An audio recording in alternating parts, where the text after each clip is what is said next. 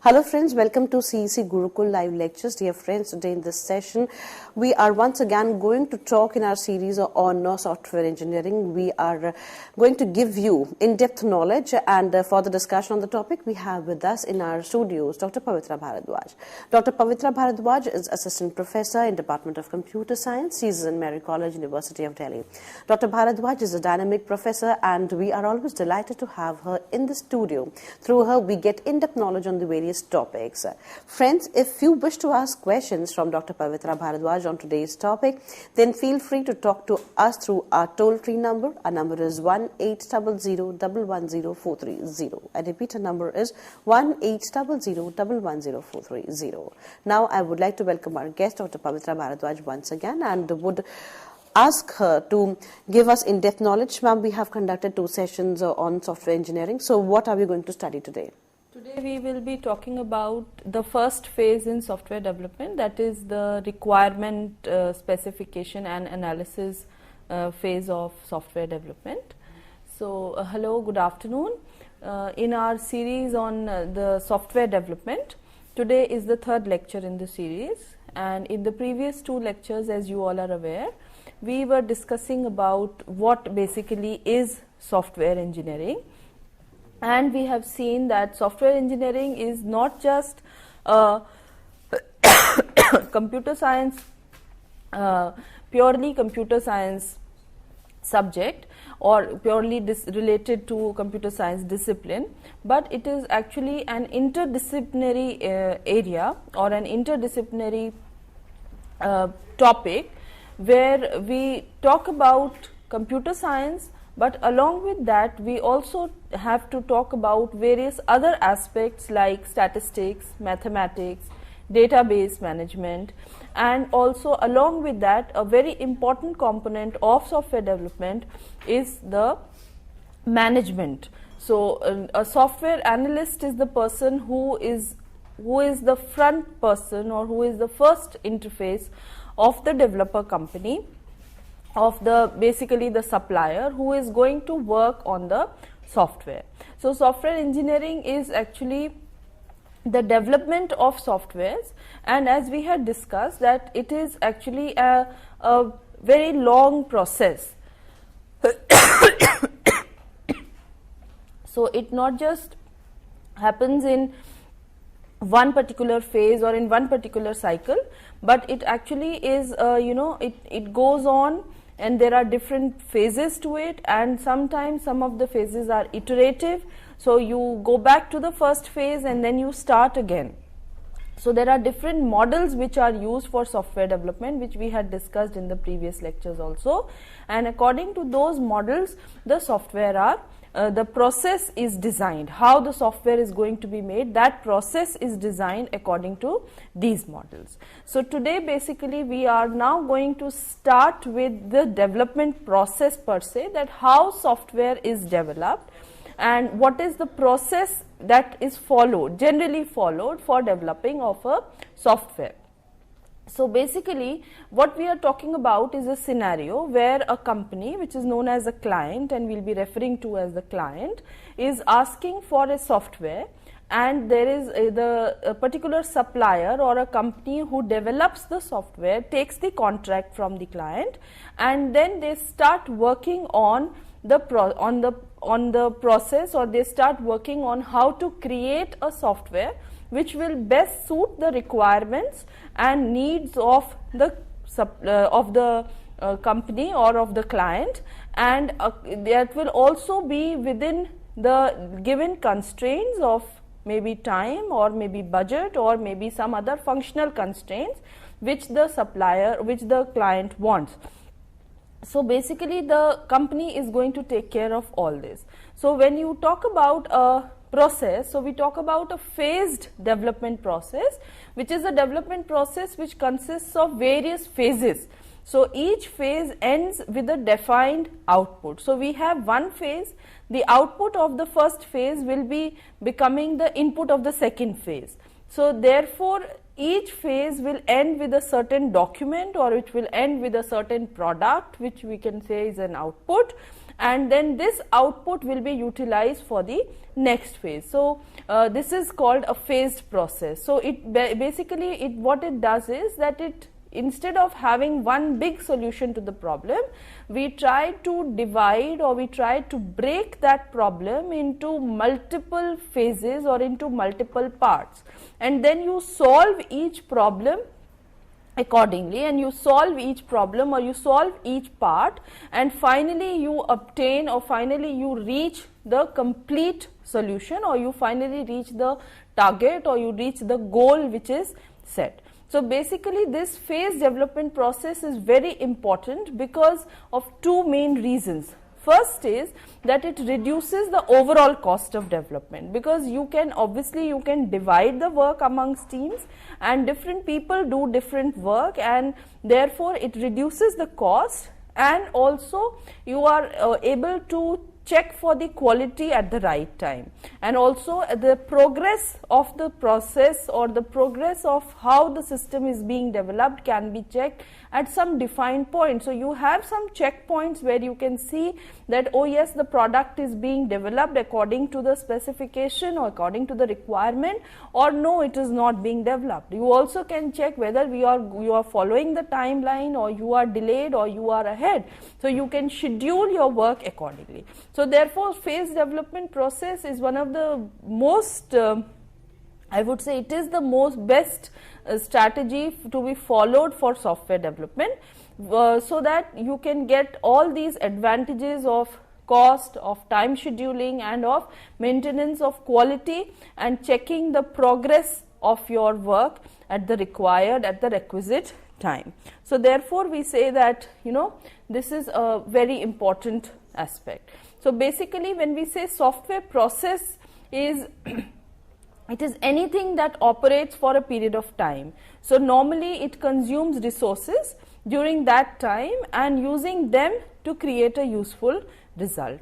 So a set of activities whose goal is the development or evolution of software is termed as software process. So basically you run a process.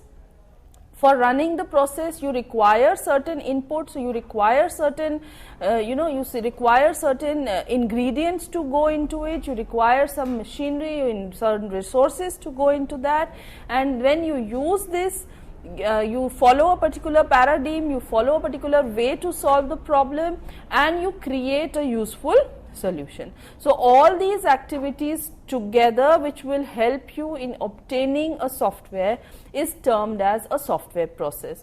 So the software processes could be, you know, multiple types of processes are there, and after each process you will get a defined output. So the entire process has been then divided into phases, as we have already discussed. So therefore it is known as a phase development of software. So basically when we say software processes, we can there are different activities, or there are you can say broadly we can divide the entire list of processes into a few different heads. So the first head is known as the requirement specification process, which is what the system should do and what are the developmental constraints. So basically requirement specification process is the first step in starting the development of the software. So here the client is expected, or the company for whom the software is being developed is expected to provide a list of what all they want from their software, what are their requirements, what is their expectation on how the system should work. Right. So basically here we talk about and also along with that you also talk about the developmental constraints, what are the different types of factors which are going to limit the way the software will be functioning. So basically the entire business rules are to be communicated to the developing company or the developing team, and after this step they come out with a a requirement specification document. software requirement specification document, which is basically a document which will have a list of whatever the client wants from the software, along with the constraints, along with the functional dependencies which the software is going to face, and also how, if there is a previously existing software, so it will also talk about how the new software is going to evolve from that previously existing software. The next phase which comes after the requirement specification phase is the design phase. So in a design phase, basically what is done is a design for the software is created according to what has been specified in the requirement specification phase, and a design is basically a plan for a solution is made. So like if a house is to be built, so the first step is that you find out, the architect wants to find out what are the requirements from the house, and after that he prepares a blueprint, or he prepares a a prototype or a model for the house, and once the model or once the design or the plan or the blueprint has been finalized, then the work starts. So similarly here also for software, once the requirements have been clearly understood, then the design of the software, the designing of a plan or a blueprint starts, and once this designing has been done, only then you go to the next phase, which is called the development phase. So basically development phase is the phase in which coding is done, in which softwares are actually written, the programs are actually written, the databases are created, the interfaces are created, and the functional aspect of the software is developed, it is designed, and it is ready for the testing or validation. So after the development has taken place, that is, the software is now ready, all the programs which are required are now ready, then you come to the next phase, which is very important, that is called the testing and validation phase. So basically in the testing phase or in the validation phase, the software is checked for its behavior. So when I say behavior, it means that is the software doing what it is expected to do? Is it performing the functions the way it is expected to perform? Are there some errors, or are there some bugs, or different types of case scenarios are designed and developed to check whether the software is working according to the user's needs and wants, or it needs to be modified.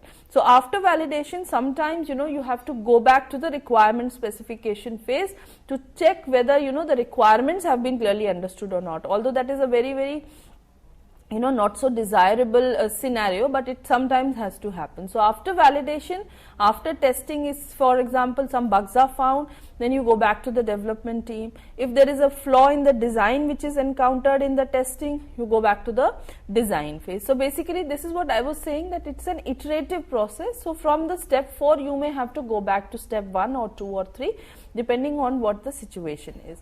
And finally we have the last phase of software process or the development process, that is known as the software evolution. So how your software is going to change to the changes in the environment. So that is again very important, because this is a post deployment phase. Once the software has been installed at the user's end, after that there are changes in the environment. Sometimes there are changes in the conditions, there are changes in the business rules, which may lead to changes in the requirement specification. The user's requirements may change, the user's demands may change.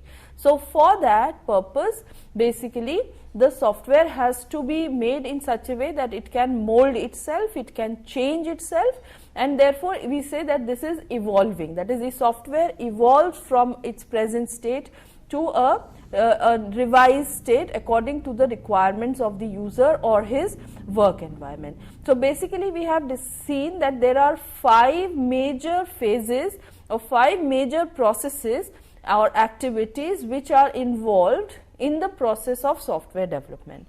Now today in this we are basically going to give more attention and stress on the first phase of software development, that is the requirement specification phase.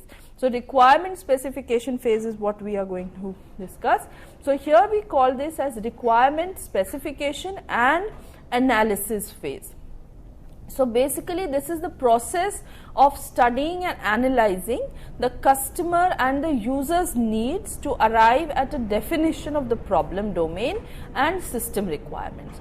So basically it is very important for the team who is developing the software to understand what is the problem and to understand what is the domain or what is the environment in which the solution is going to work, in which the new system is going to work. So therefore the software requirement and requirement analysis and specification phase is very, very critical, because in this actually the user and the developer, they come on the same tangent, they come on the same plane, and then they start thinking alike. Because it is important to understand that softwares are designed for multiple scenarios or for multiple types of organizations, and the person who is designing or who is trying to understand the requirements may not belong to that particular domain. For example, if you are designing a software for a healthcare company, so the way a healthcare company functions, the way their business rules are defined, the way their data is managed, or the way their data is captured and further, it is defined. All this will be difficult for a software engineer to understand who has no background of the healthcare sector. So in that scenario, what is important is the requirement specification phase, because the client here will make the team understand of how they function, what are the various activities that they do, and what are the requirements from the new system that they are expecting. So basically it is actually the invention and definition.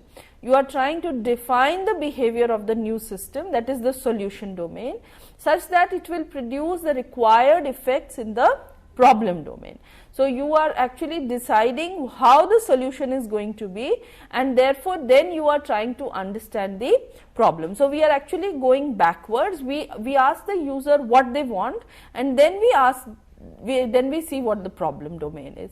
So this is actually this starts from a knowledge of the problem domain and required effects determined by elicitation and analysis. So first you take the requirements from the user, then the software development team or the system analyst, who is the main person, they will sit and analyze these specifications which have been given by the user, and then they will go back to the user and find out whether what they have gathered is correct or not. So basically this step generally involves a very important area in software engineering, which is called as modeling, because they create models of the problem what they have understood, they analyze and they create a model, and then they see that whether the model is functioning the way the user wants it to function. So this phase, basically the requirement analysis phase, will require or will use the effects of modeling. So here what you see is a diagram. In this diagram you can see we have a problem domain where we have all the requirements, we have the domain properties, whatever is the requirement from the user, and we have a solution domain in which we have the specifications or the description of the solution system, that is what is needed to satisfy the problem domain. So we have certain given sets of problems, we have certain given sets of properties, and these properties need to be sorted out, or these properties need to be met given a solution domain. So in the solution domain we will talk about what is the hardware required, what is the software which is required. So we will talk about all these things in the solution domain, and then where the problem and the solution meet is known as the interface. So interface is the place where these two things are meeting, that is the problem and the solution domain, they coincide, is known as an interface. So we are actually going to develop this interface in the requirement analysis field, in the requirement analysis stage, where the problem domain can see, the solution domain can see what the problems are, and a suitable solution for this can be found out. So basically the specification or this particular step it has certain very well defined objectives. It must have very well defined objectives. So, the first in this is that is to identify the customer's need. This is the most obvious objective of the requirement analysis and specification phase, because you are trying to understand what the consumer wants, what is the final aim of getting the software done. Next is to evaluate the system for its feasibility. So, what the consumer wants sometimes may not be practically possible or may not be practically feasible to be given to the user, or sometimes we see that the requirements or the expectations of the customer from the system are unrealistic. So, in that case it lies on the team to understand that the evaluation system is the system which is going to be developed is feasible both technically and in the sense of business management wise, and also financially it should be a feasible and a viable solution which is provided to it. Then it is important to find out an economic and technical analysis, as just I was telling that the cost benefit analysis should be found out, that is the cost of which is required, the resources which are required, which are going in the development of the system should justify the benefits which the firm is accruing from the system. So, only then if the cost benefit analysis shows a positive feedback for the system, that is more benefits than cost, then certainly this analysis is worth it and this software is worth it and the company should go ahead. Second is the technical analysis, which includes the technical aspects of the new system which are being designed, that is what is the new system, how it is going to solve the problem and how the system is going to be developed, what are the various platforms, hardware as well as software which are required for the working of this software. So, all this is done. Then we need to allocate functions to system elements. So, after the analysis or the requirements are being done, so functions are identified and these are assigned to the various elements of the system.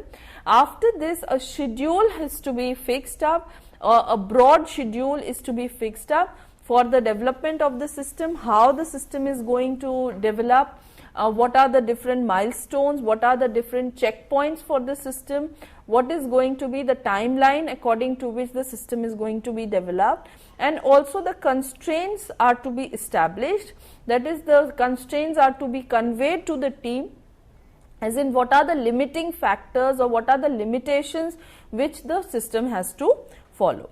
Then system definitions are created, database definitions are created, they are identified, the objects in the system, the main entities in the system are to be identified.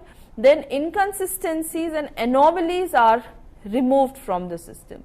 Sometimes the user himself or herself is not very sure of what is wanted from the system. So, they may give inconsistent requirements, sometimes they will say one thing, the other times they want to have the system behave in another way. So, this kind of inconsistency in requirements is to be taken care of. Then document requirements should be done properly in an SRS, that is a system requirement specification document should be prepared. So, one of the important objectives of this phase is that a document should come out at the end of the phase which has a complete list of the requirements of the system along with the constraints and the schedules which are to be followed. So, this step is going to be the next vital element for the following step of designing the software. So, if this SRS is correct, only then you can have a successful software to be developed. So, basically software requirements analysis phase includes these following steps here. First is the problem recognition, that is, as we just said, that to understand the customer's needs, what are the needs, what is the problem, why is there a requirement for a software based solution that the client is seeking. Next is evaluation and synthesis, that is, you are trying to evaluate and you are trying to focus on what and not how. This is very important, because in specification and requirement understanding phase, you don't want to give the technical details, you don't want to talk about how you are going to implement the system, what are going to be the components, what is the database structure, nothing you are talking about, but you only are talking about exactly what the user wants. Then after you have understood what are the requirements of the user, what is the basic problem, what are the requirements, then you come to modeling. Modeling means that you are preparing a model of the software which you have understood from the specifications, and then finally you review your requirement specification in consultation with the client. So the client will help in reviewing the software requirements and will make sure that the problem has been understood clearly and correctly by the team, by the analysts, and also they can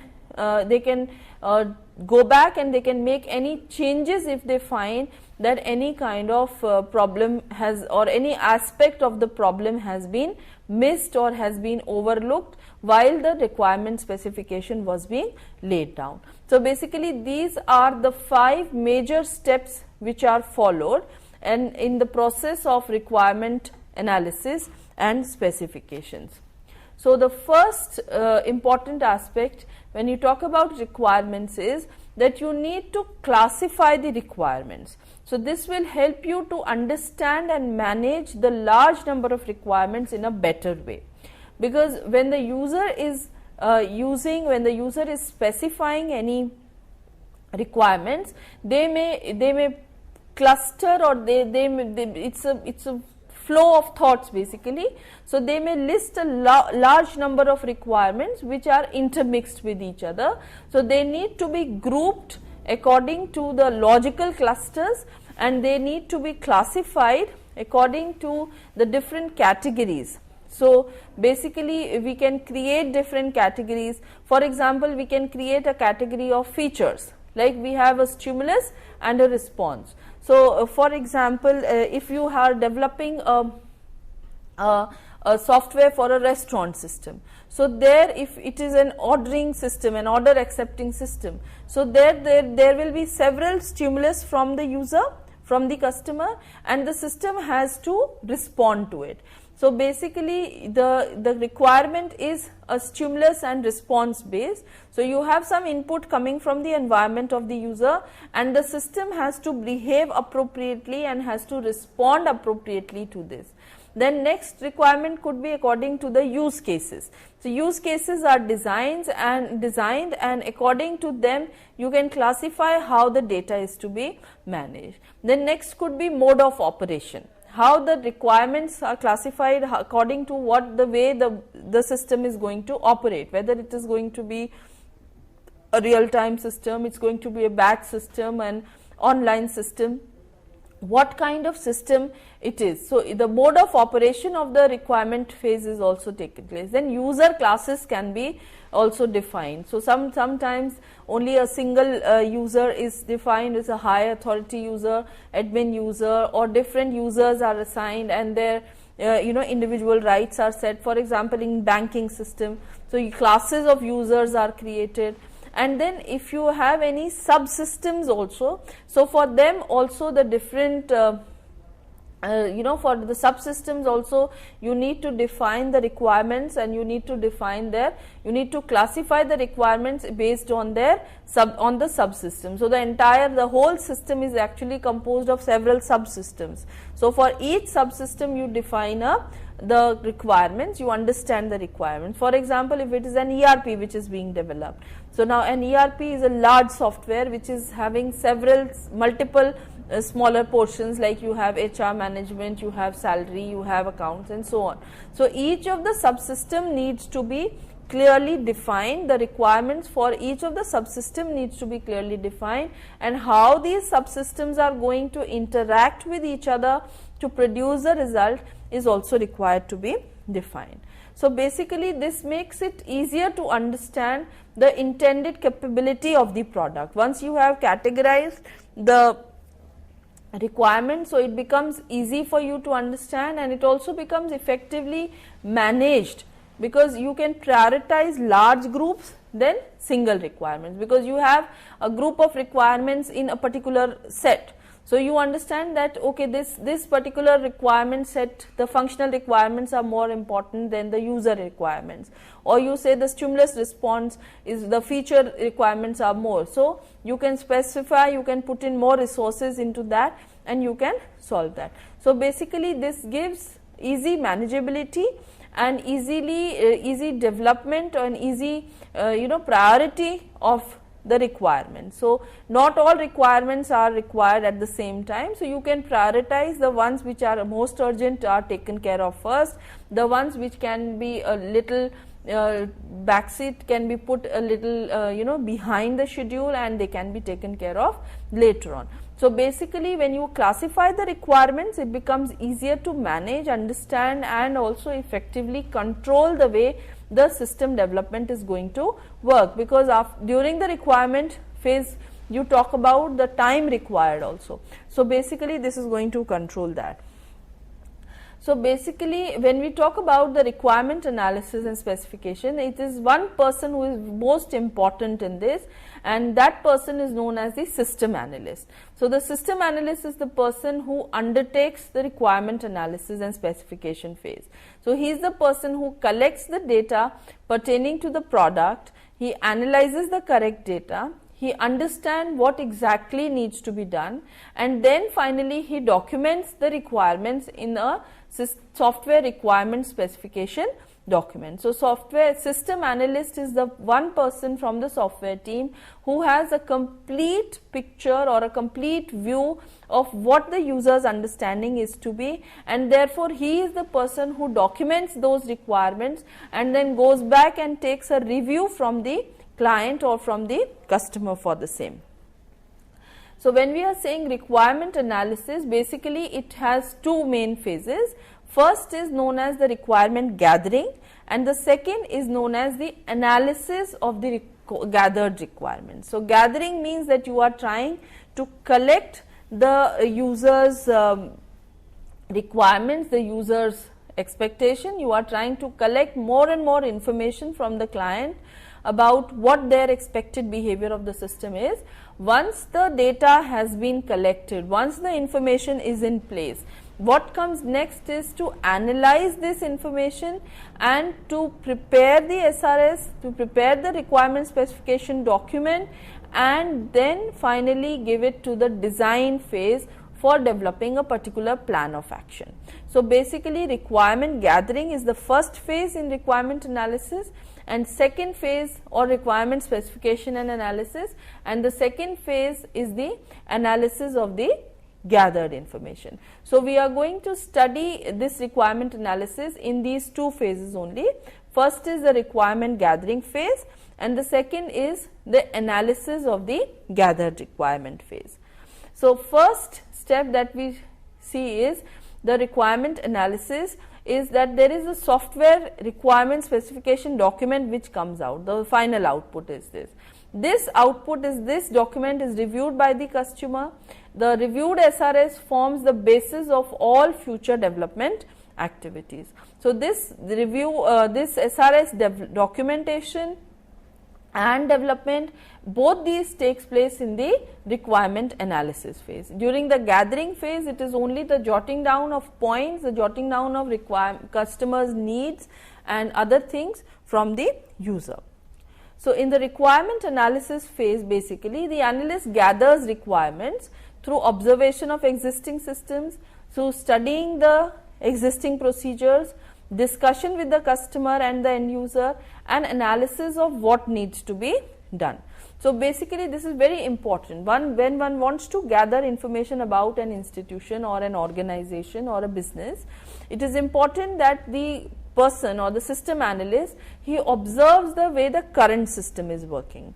Now there could be two scenarios. One is that there is no system at all, that is, this is the first time a software system is being developed, or you have an already working software system in the organization and the client wants to upgrade or enhance or maybe change into a better system. whatever the case may be, the observation of an existing system, going through their forms, going through the reports, going through the different documents which are generated as the process, as the business processes are followed, all this is very important. So he not just observes the system, but he also studies all the existing procedures which are being followed in that particular institution, so that he has a complete understanding of what the business is, what the working is, and therefore he can provide a foolproof solution to the user. It is important to understand that sometimes the customer or the end user, they may not be able to foresee what they need from the system, because if there is no system already working, so then it will become very difficult for them to understand and to imagine the capabilities which a software can give them. So then it becomes very, very important for the system analyst to come into the picture and to make the customer and the end user realize what all the system can do for them. And then finally he does the analysis of what is to be done to meet the customer or the end user's requirements, to come up with a solution which the end user would expect, and how to enhance or how to make the existing system better. So in the requirement gathering phase, if the process, for example, is to automate some existing procedures, like automating existing manual accounting activity. So now here the task of the system analyst is little easier, because he can immediately obtain the input and the output formats and accurate details of the operational procedures. So there are some systems, for example, just discussed here are like accounting or like a banking system. So these systems, these are very well documented system, and therefore it becomes easy to gather the user's requirements, because there is already a system in place, be it computer or manual.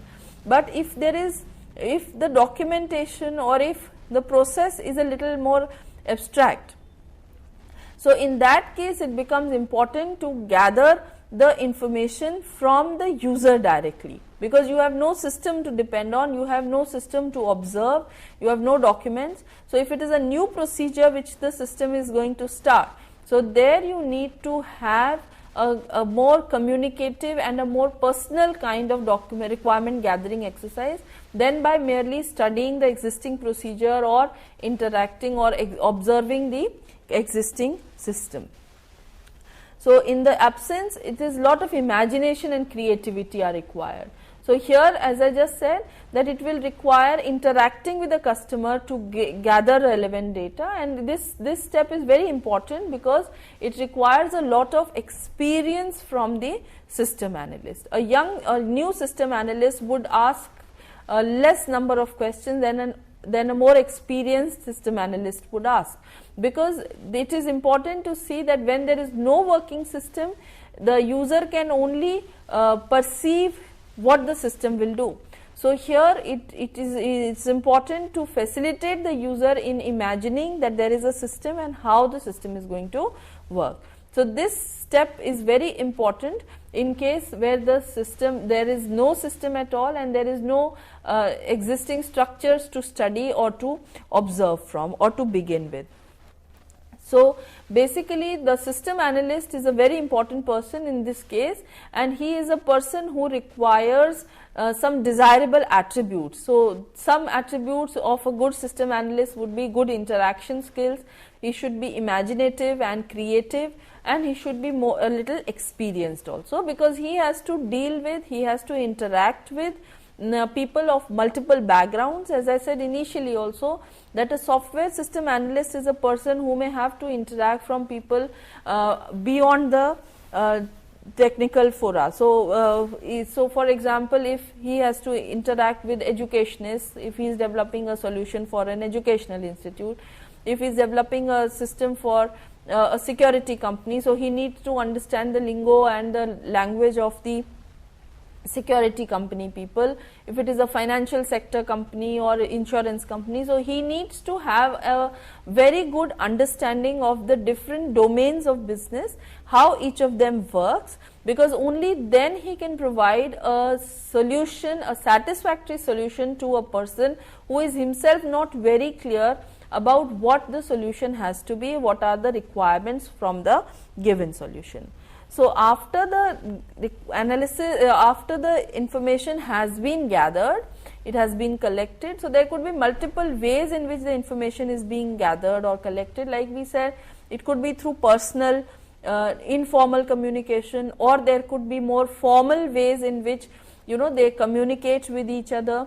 Then there could be interviews, like there could be a structured interview or an unstructured interview, or a questionnaire can be given by the software company, or it could be a survey could be conducted. So, there are multiple ways in which the software team or the system analyst tries to gather as much information from the user as possible. But still, this is important to note here that a very important problem which comes in software development is the inaccurate and incorrect understanding of the requirements of the system, or we can sometimes also say that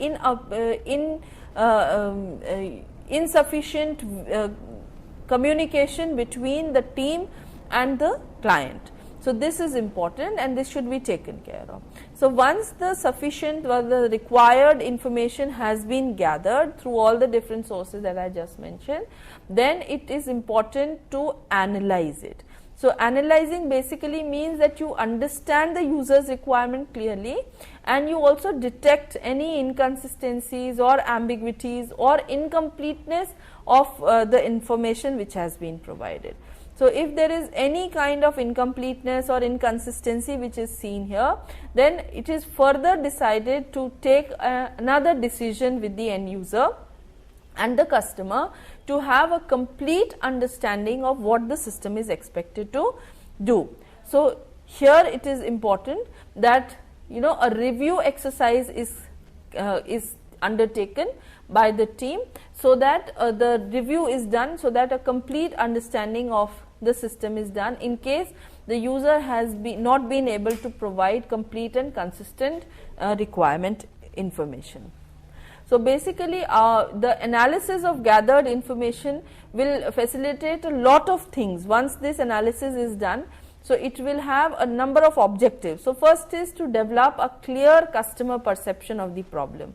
Through analysis of the information is gathered, once you are analyzing it, you will understand what is the customer's viewpoint of that problem, and also you will understand what is the customer's understanding of the product. So, what is the customer thinking that the problem is, and how the customer, according to the customer, how does he think that a solution can be sought.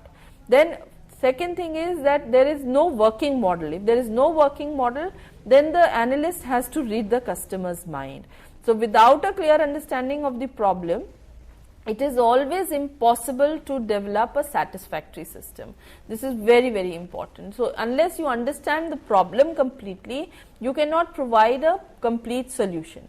So, understanding the problem requires gathering information and analyzing that information through different techniques or through different tools which are used in this domain.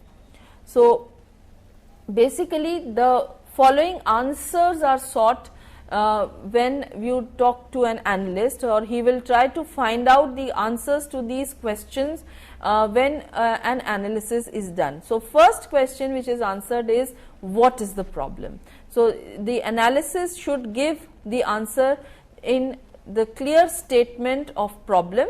What is exactly the problem? What is exactly the purpose of the software? What is exactly the purpose of the solution which is being given? Next is, why is it important for the user to find a solution to the problem? Because this will help the analyst in understanding and also in conveying or in convincing the other members of the user or the end user or the client at a later stage also to accept the solution. Sometimes while the software is being installed or while it is being deployed, then it is found that the users are not accepting it. The user or the end user acceptance is a problem. So, it is important at the first juncture to understand why is a solution required to a problem. then what are the possible solutions to the problem, what are the different ways in which the given problem can be solved, and why is the particular way which the analyst wants to suggest the best way out of all the given possible solutions which are there, and what are the complexities which might arise while the problem is being solved, what are the issues or the challenges which the client or the end user might face when the solution is being adopted by them or when the problem is being solved by the team. So, all these important questions are answered, their answers are sought in the analysis of requirements phase. So, once these answers are clearly in place, they are clearly in the mind of the analyst, only then he can go ahead with writing of the SRS or the systems requirement specification document. So, some anomalies and inconsistencies sometimes are very subtle. So, they will escape even the most experienced eyes. So, basically what happens is that in that case when you are not sure of whether all anomalies and all inconsistencies have been solved or not, and some may have escaped. So, what is there is that you create a formal model of the system.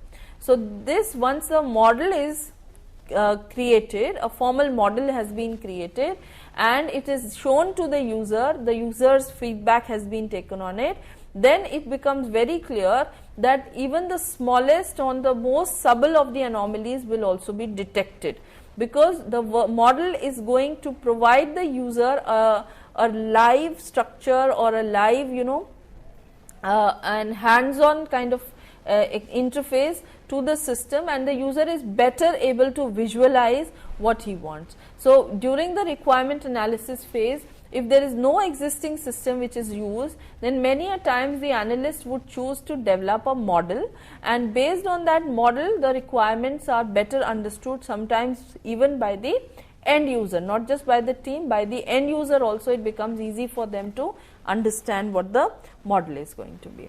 So, basically if you talk about models, what is a model? It is actually a reduced representation which is simplified and abstract of a system which is used. So, basically it shows actually one aspect, maybe sometimes it is a complete model of the entire system, at other times it could be only one aspect of the system which is used to be represented through a model. So, this model basically it helps in understanding complex problems and solution. If it is a big software which is developed, and if there is no existing model or if there is no existing system to take inspiration from or to take an understanding from, then in that case a model is very important, because it gives the user an understanding of the problem and how it is going to be solved. It also communicates information about the problem and its solution both to the team as well as to the end user. So, both of them can communicate with the help of this model, and it also helps sometimes in direct implementation. So, therefore, if you have a good model and design and approved in the requirement phase, then you may not need the design phase at all, because you already have a sort of model of the system in front of you which has been approved, which has been accepted by the end user, and therefore you can directly go ahead in the implementation phase, or you can directly go ahead to the development phase. So, therefore, sometimes model can be very, very important. So, basically a good model should be abstract, because it should be a logical model of the system, because it only shows what the system is doing, and it is not talking about how the system is doing what it is doing. Then it should be easily understandable. So, it should not be very technical and it should not be very complicated, otherwise you cannot share it with the end user. Then it has to be accurate, because this is the basic structure which is going to be used for designing of a future software product. So, therefore, if the model is not correct, then there could be a problem. at the later stage. So, it should be accurate and correct model which should be done, but at the same time it should be predictive also. So, if there are any flaws which are going to come into the system, then the model should be able to predict the problems which are there. So, it should be more futuristic model should be there, and also it should not be very expensive exercise to create a model, because it is only a way to understand how the system is going to behave. Therefore, the resources which are going to be spent on creating and developing a model will always be limited. So, therefore, the model should not be very expensive. So, basically when we talk about modeling notations or the different types of models which are used, so one of the most commonly used modeling notation is that of natural language. Natural language means that you are writing the model in English language, in simple English language. So, there is no special training which is required for it. Both the client and the developer, they can both understand this very easily and clearly. But there is one problem, that this is more verbose. So, there is a lot of chance of ambiguity creeping in the model. So, it could be obscure, or it should be sometimes vague. So, therefore, it may lead to multiple interpretations of the same sentence. So, therefore, this model, the natural language model, though it is simple, but it is less preferred because of these reasons, and also there is no automation in this. So, therefore, it is like it's like a more kind of written kind of a document model. Then we have the next model, which is known as the ad hoc notation model, where you have the bubbles and you have the arrows, so you have the graphics. So, again this uses more graphics, more symbols than the English words and the language words. But again, this is also, there is no automation which is possible in this model, and it also may lead to sometimes the meaning is not very clear.